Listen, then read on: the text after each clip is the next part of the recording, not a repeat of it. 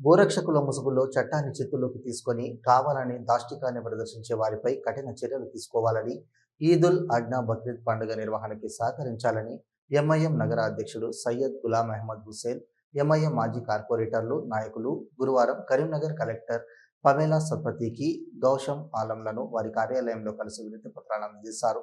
ఈ సందర్భంగా గులాం అహ్మద్ హుస్సేన్ మాట్లాడుతూ, బక్రీద్లో కుర్బానీ ఇచ్చే జంతువుల్లో ఆవులు, చిన్న చిన్న దూడలు వంటివి లేకుండా జాగ్రత్తలు వహించాలని, వెటర్నరీ డాక్టర్లు ధృవీకరించిన సర్టిఫైడ్ జంతువులను మాత్రమే కొనుగోలు చేయాలని, వారసంతలో ఆవులు వెళ్లకుండా ఈ బక్రీద్ మాసం సందర్భంగా జిల్లా అధికార యంత్రాంగం చర్యలు చేపట్టాలని విజ్ఞప్తి చేశారు. కుర్బానీ కోసం ఆరోగ్యకరమైన జంతువులు ఉండేట్లు చూసుకోవాలని, చట్టపరిధిలో ఉండి పండుగ జరుపుకోవాలని, చట్టాన్ని అతిక్రమించే పనులు చేయొద్దని, శాంతి భద్రతల పరిరక్షణకు ప్రతి ఒక్కరూ సహకరించాలని ముస్లిం సమాజానికి పిలుపునిచ్చారు.